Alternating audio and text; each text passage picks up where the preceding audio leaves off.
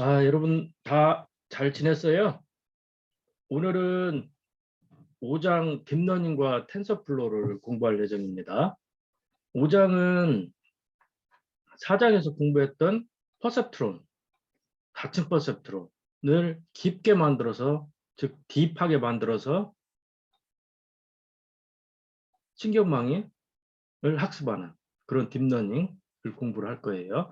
그 다음 딥러닝은 우리가 4장에 썼던 사이킷 런 가지고는 안 되거든요. 그래서 텐서플로우라는 그런 라이브러리를 가지고 딥러닝을 프로그래밍을 해볼 겁니다.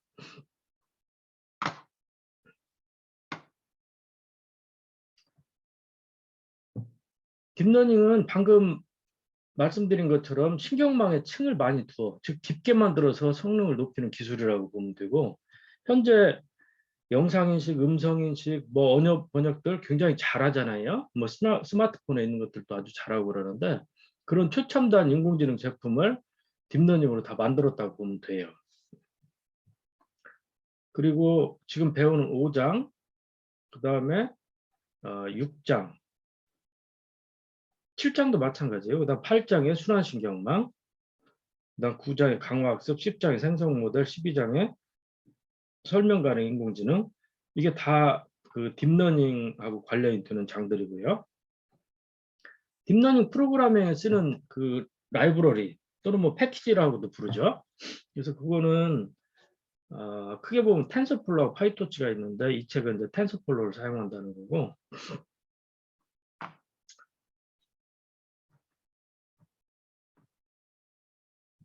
딥러닝의 등장 배경에 대해서 설명을 드릴게요. 우리가 사장에서 얘기한 것처럼 1980년대는 다층 퍼셉트론을 많이 썼는데, 그때도 깊은 신경망을 그 사람들이 머릿속에 구상을 했었어요. 왜 그러냐면 우리 사장에서 은닉층을 하나 둔 걸 공부를 했는데, 은닉층을 2개 둘 수도 있고 3개 둘 수도 있고 또는 5개, 또 7개, 10개, 20개도 둘 수 있잖아요. 그러니까 얼마든지 이제 생각을 할 수가 있는 그런 아주 쉬운 개념이죠. 근데 문제는 현실적으로 학습이 잘 안 됐어요, 당시에. 그래서 알아보니까 그레이디언트 소멸 문제가 있다. 즉,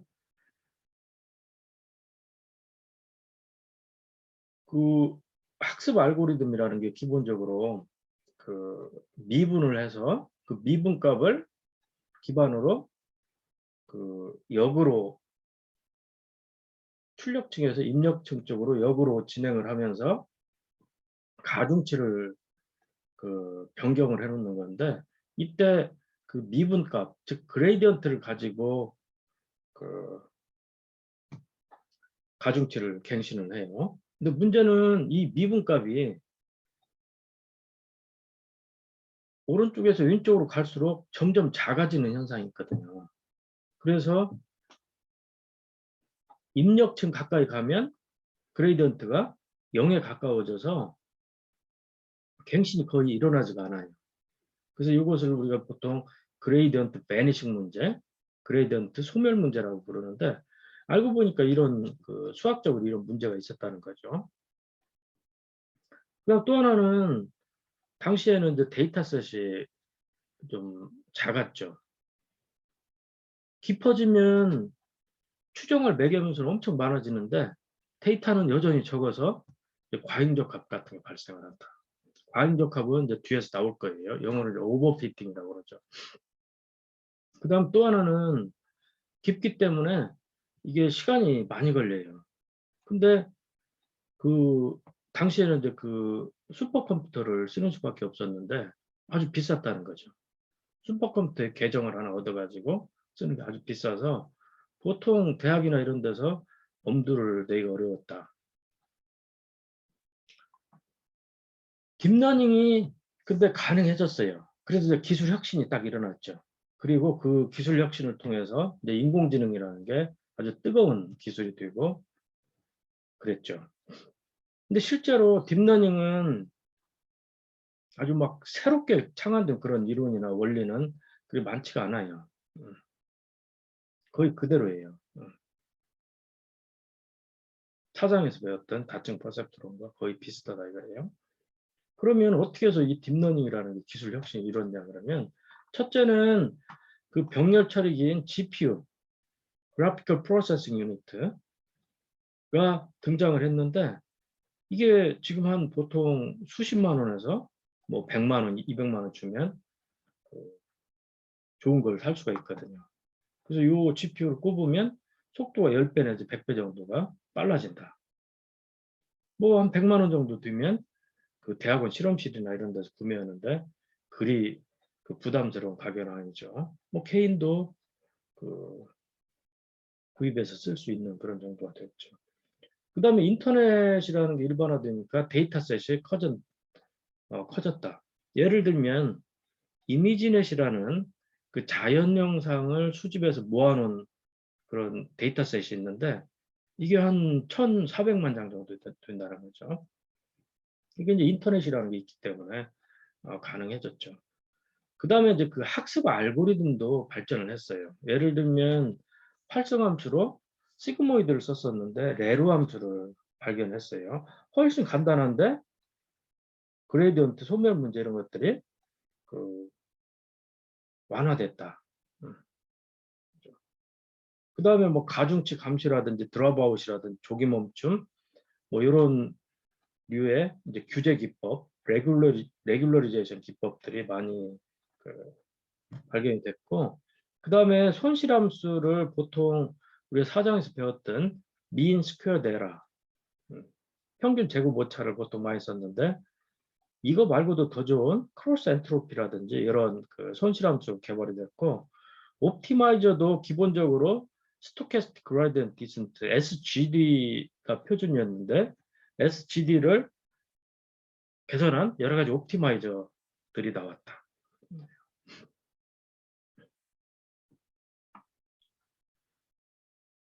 2010년대에 알렉스넷이라는 아주 획기적인 그런 딥 러닝 모델이 등장을 했고요. 이것이 등장을 함에 따라서 이제 고전적인 기계학습을 쓰던 그룹들이 다 딥러닝으로 전환이 됐어요. 잘 된다는 걸 알게 됐거든요. 그 다음 이제 성능이 좋아지니까 이게 이제 그 상품으로 발전을 하고요. 그래서 이제 인공지능 붐이 이제 일어났다 이렇게 보면 돼요. 자, 컨볼루션 신경망은 딥러닝의 일종인데 가장 성공한 모델이라고 보면 돼요. 6장에서 공부를 해요. 6장에서. 얘는 이제 그 작은 크기의 컨볼루션 마스크를 사용하는데 특징을 아주 잘 추출해 준다. 근데 사실은 이게 최근에만 있었던 게 아니고 1990년대에 르쿤이라는 분이 뭐 필기 숫자에서 획기적인 성능을 입증을 한 게 있어요. 근데 실제로는 이 컨볼루션 신경망이 이제 2010년대 이후에 아주 유행을 타게 되죠. 그리고 이제 그 유행을 타게 되는 계기가 알렉스넷이라는 건데 알렉스라는 분이 만든 거예요. 그래서 이제 그분 이름을 따서 알렉스넷이라고 붙였죠. 자연 영상 인식은 정말 어려운 일이에요. 예를 들면 여기 이제 그 다양한 고양이 사진이 있는데 이런 영상을 입력으로 주면 고양이다더나 이런 식으로 맞춰야 되는 거죠. 근데 보다시피 고양이가 정말 고양이도 다양할 뿐만 아니라 고양이의 포즈, 자세도 다양하고 배경도 다양하고 근데 이런 것들을 다 고양이로 맞추려고 그러면 꽤 어려운 문제인데 2012년에 ILS VRC라는 대회를 했는데 15.3%라는 오류율로 정말 경이로운 성능을 보여줬어요. 그래서 이제 그 ILS VRC라는 대회에서 우승을 차지했는데 사람들이 깜짝 놀랐죠. 컨볼루션 신경망? 이거 대단한데? 그래서 사람들이 그때부터 고전적인 기계학습에서 딥러닝으로 대전환이 일어나는 계기가 됐다 이렇게 보면 되고요. 또 하나 이제 음성인식에서도 마찬가지예요.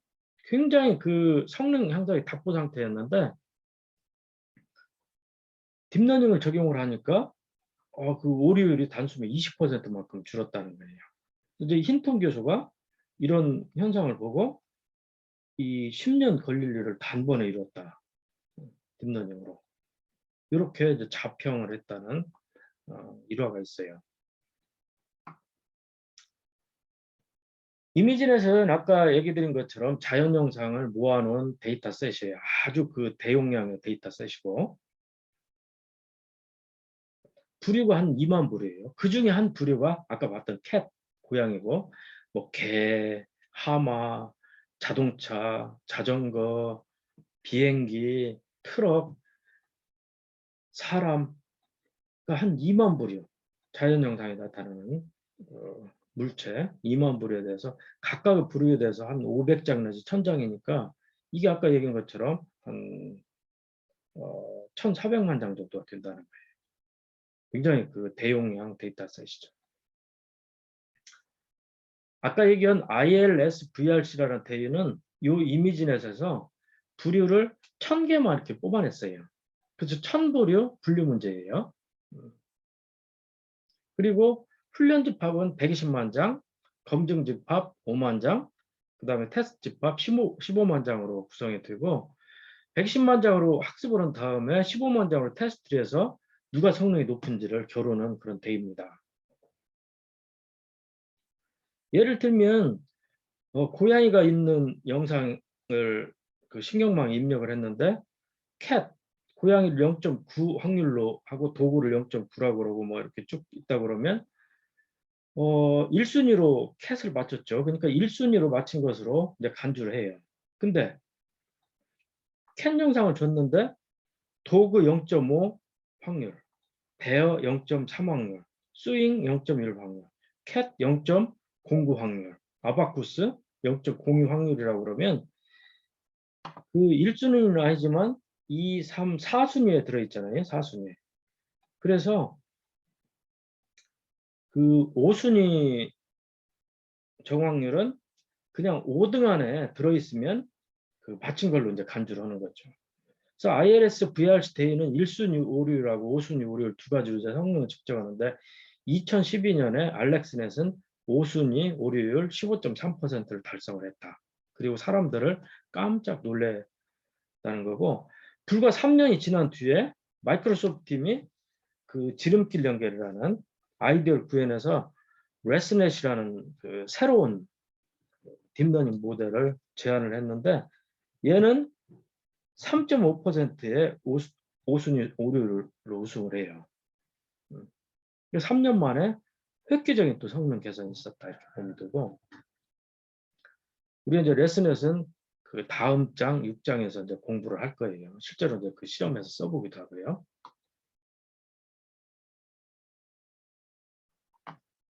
자, 딥러닝을 우리가 프로그래밍을 하려고 그러면 그 딥러닝 소프트웨어가 있어야 되는데 파이썬이 라이브러리를 제공을 해준다.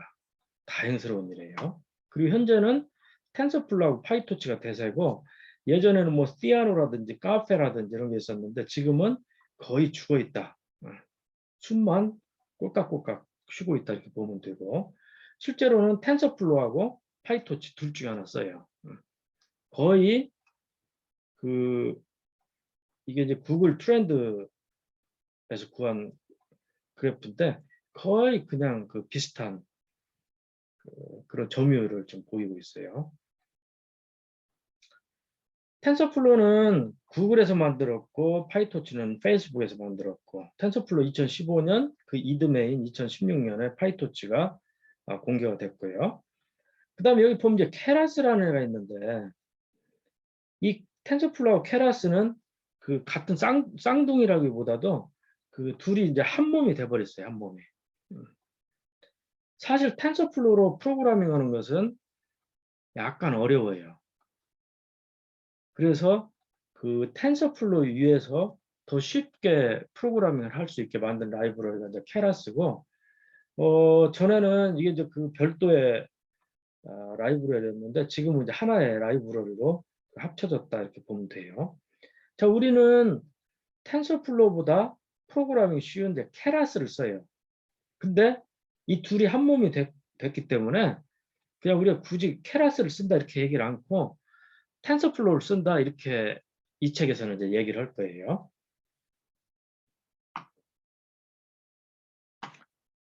자, 5.2절입니다. 이제 텐서플로우 이제 그 개념을 익히는 그런 장인데,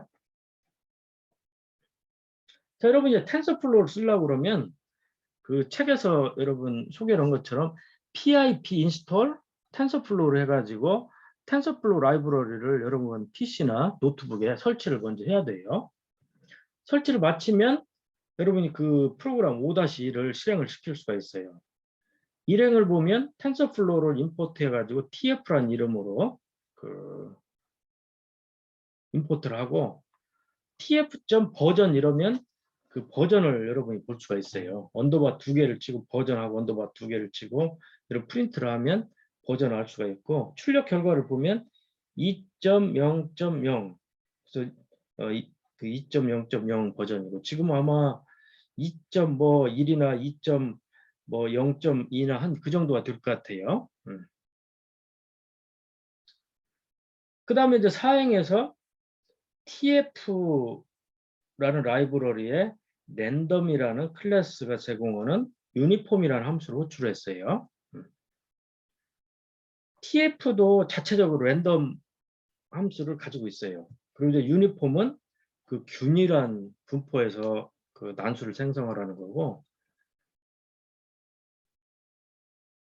여기 보면 2,3 이렇게 했고 0,1 이렇게 했어요. 이건 뭐냐면 그 0에서 1 사이의 난수를 2,3 즉 2by 3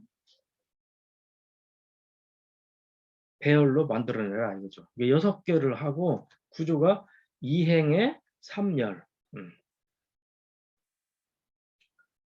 자, 그러고 이제 그 난수를 A라는 객체에 저장을 했죠. 그리고 이제 A를 출력을 해보면 0.113333, 0.3000, 뭐 0.275, 뭐 0.2025, 뭐 이렇게 6개의 난수가 생성이 됐고 이 6개의 난수가 2by3로 배열이 돼 있죠. 그 다음에 A의 이제 타입을 6행에서 출력을 해보면 뭐 좀 복잡해요. tensorflow.python.framework.ops.egotensor라는 형을 갖는 데이터고 이런 걸 알 수가 있죠. 자, 우리가 앞에서 이제 numpy를 공부를 했는데 그러면 텐서플로우하고 numpy가 호환이 되냐? 호환이 되냐? 결론은 호환이 잘 된다. 이렇게 보면 돼요. 그리고 프로그램 5-2는 호환이 되는 것을 확인을 해보는 그런 코드입니다. 1, 2행에서 텐서플로우하고 numpy를 임포트를 하고 4행은 tf가 제공해주는 랜덤.유니폼 가지고 그 난수 배열을 만들고 5행에서는 np.random 함수를 가지고 만들고 이게 이제 매개 변수 순서가 좀 약간 달라요. 뭐 제 생각에는 좀 서로 맞춰가지고 좀 일관성 있게 하지 왜 이렇게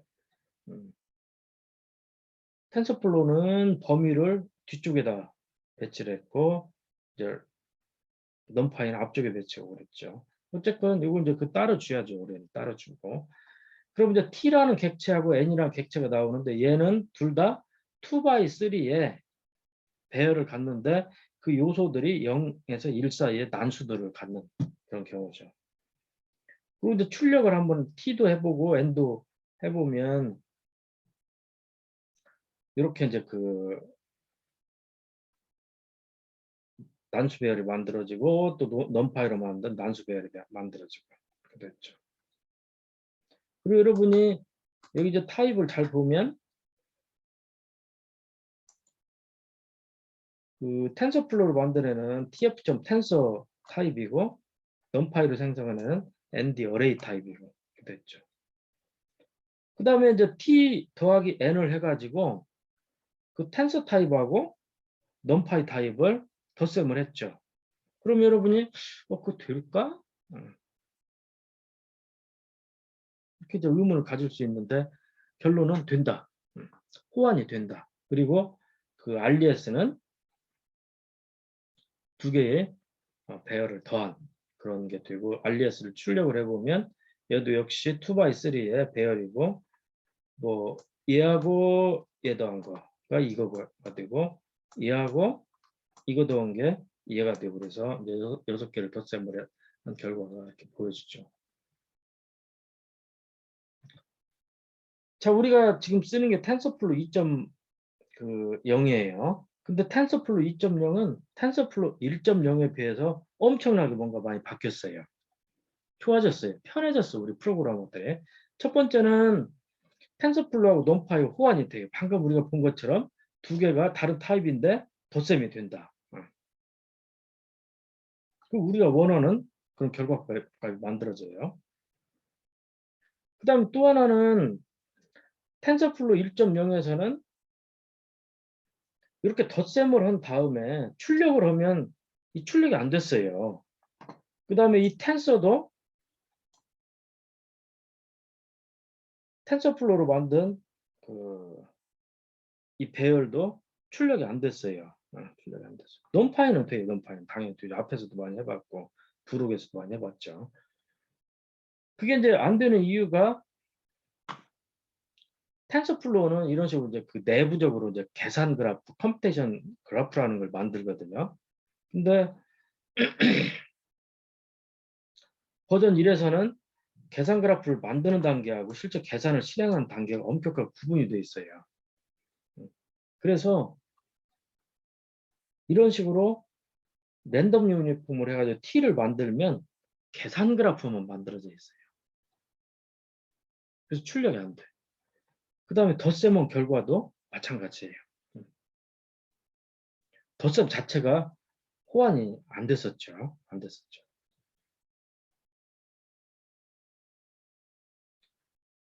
그리고 버전 1에서는 그 이거 모드라는 걸 제공을 했는데 우리가 이제 그 이거 모드를 쓰려고 그러면 프로그램에 어떤 특수한 코드를 집어넣어야 되고 그걸 집어넣으면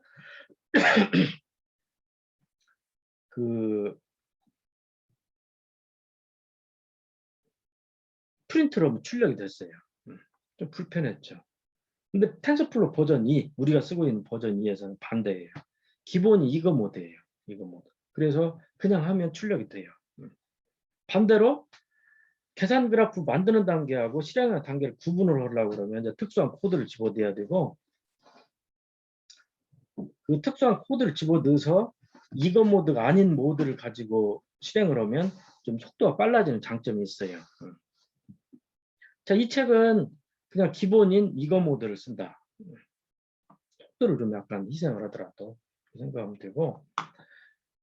자, 딥러닝에서는 이제 텐서라는 용어가 아주 많이 나와요. 텐서. 그럼 텐서가 뭐냐? 텐서가 뭐냐? 우리 그 넘파이에서 2차원 구조의 배열, 3차원 구조의 배열, 4차원 구조의 배열 이런 것들을 공부를 했는데 걔도 텐서예요. 텐서. 그냥 다차원 배열을 텐서라고 불러요. 텐서.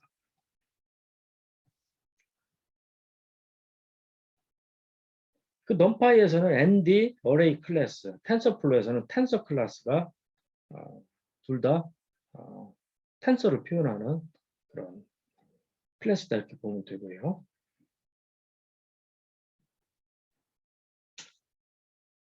자, 여기 보면 그 1차원 구조의 그 배열, 즉 텐서가 있어요. 텐서가 있죠.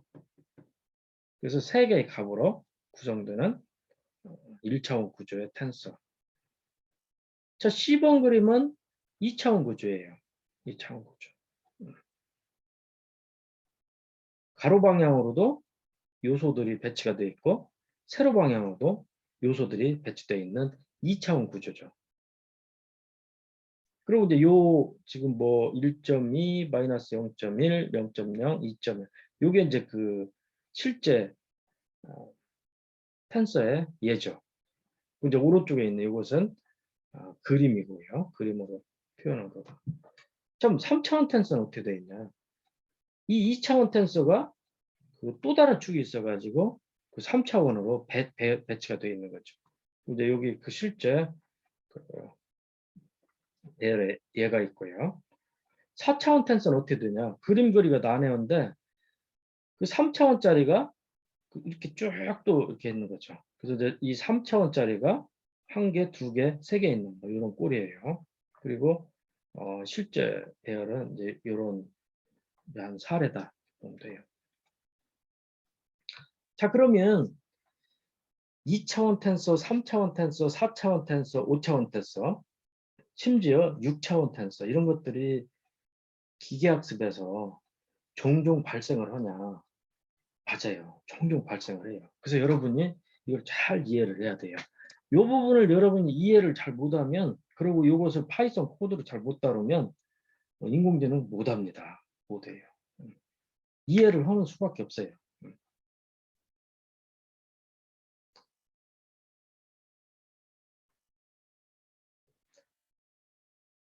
자, 예를 들어서 그 아이리스 샘플 하나는, 아이리스는 그 값 4개로, 피처 값 4개로 표현이 된다고 그랬죠.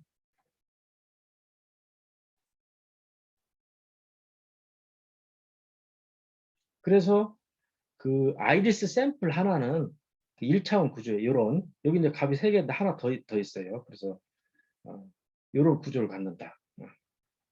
아이리스 샘플 하나는. 근데 아이리스 샘플이 여러 개가 있다 그러면 이게 샘플 하나, 이게 샘플 하나, 이게 샘플 하나, 샘플이 3개인 경우죠. 실제로는 150개가 있어요. 일이 이제 4개가 있고. 또는 명암 영상 한 장, 명암 영상 한 장. 이게 이제 2차원 구조의 텐서고, 그럼 3차원 구조는 뭐냐? 명암 영상이 하나, 둘, 셋 개 가지고 3겹으로 이렇게 돼 있는 뭐 이런 경우. 또는 칼라 영상, 칼라 영상. 칼라 영상 한 장. 칼라 영상은 R 채널, G 채널, B 채널로 구성이 되거든요. 그래서 칼라 영상이 한 장 경우가 되고. 그럼 4차원 텐서는 어떤 게 있냐? 그러면 칼라 영상이 여러 장인 경우, 또는 칼라 동영상이 하나 있는 경우. 이제 칼라 동영상은 한 프레임이 3차원 구조를 갖고, 그다음에 그 3차원 구조가 시간 축으로 여러 개가, 그래서 초당 한 30개가 이렇게 이어져 있는 그런 구조죠. 그럼 5차원 텐서는 어떤 거냐? 칼라 동영상이 여러 개 있다고 그러면 걔가 이제 바로 5차원 텐서가 되죠. 자, 그러면 텐서플로우도 그 데이터셋을 기본으로 제공을 하냐? 해요. sklearn이 제공했듯이 텐서플로우도 하는데, 텐서플로우는 더 다채롭게 많은 데이터를 제공을 하는데, 그 중에 엠리스트라는 그 필기 숫자 데이터, 얘는 이제 그 명암 영상 형태로 그 저장이 되어 있고, 그 다음 사이파 10이라는 그 자연 영상으로 구성되어 있는 데이터셋. 그다음 보스턴 하우징이라는 보스턴 인근의 그 주택에 관련된 데이터. 로이터스. 얘는 그 로이터라는 그 통신사의 뉴스를 모아놓은 그런 데이터셋이에요. 이제 텐서 구조를 한번 확인해 보자. 텐서플로우 TF로 임포트를 하고, tensorflow.keras.dataset as ds 해가지고, 얘도 이제 데이터셋이라는 클래스를 이제 ds로 이렇게 임포트를 하고, 그 다음에 ds.mlist.load data 이렇게 하면 mlist 데이터가 그냥 로드가 돼요. 그리고 얘가 그 4개로 구분이 되어 있어요. 그래서 훈련집합, Xtrain, Ytrain. 얘는 이제 피처 벡터, 얘는 레이블 이렇게 되어 있죠. 그 다음 테스트 데이터, 피처 벡터, 레이블 해서 그 4개로 구분이 돼가지고 그 반환이 되니까 이렇게 이제 4개에다 그 객체에다가 받으면 되고,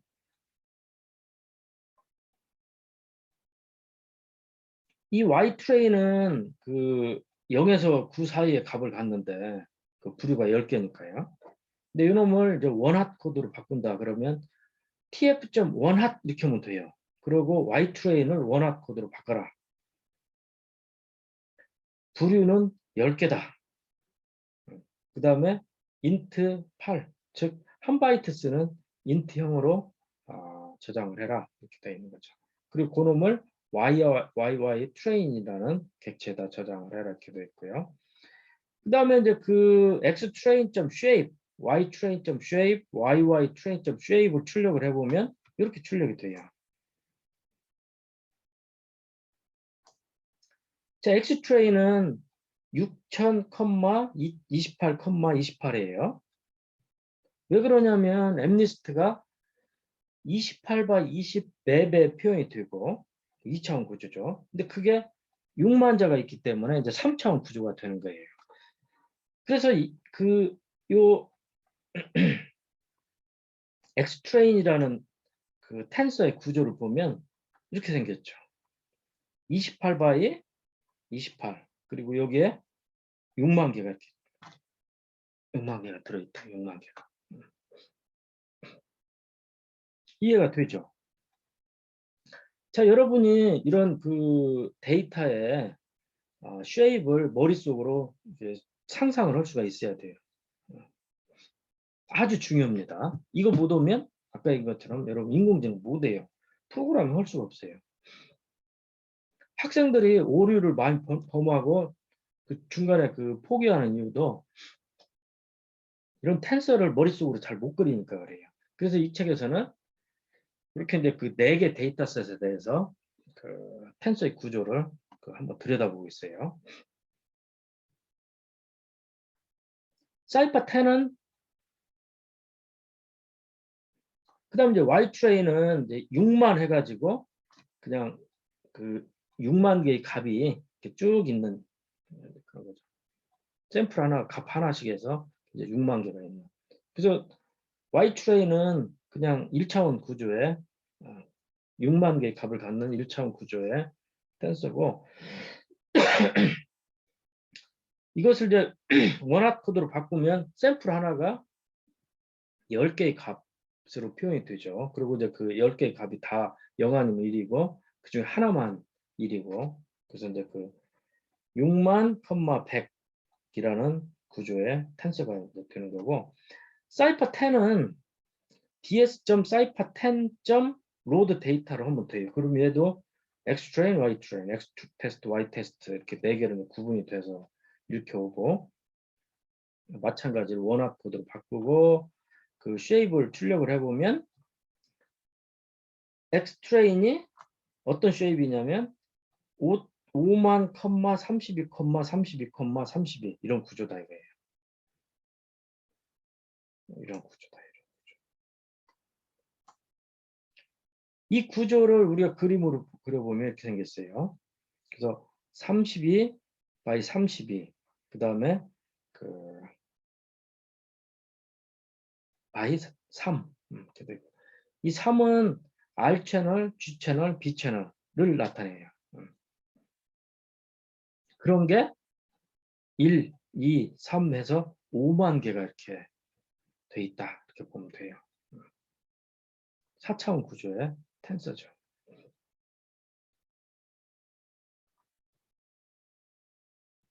그 다음 이제 Y트레이는 이제 5만, 1이 되고, 그 YY 트레이는 5만, 1, 10 이렇게 되고, 여기 이제 1이 붙어 있는 것은 아까 얘는 그냥 1이 없는데 얘는 1이 붙어 있는 것은 이런 식으로 이제 그 표현을 하는데, 이렇게 그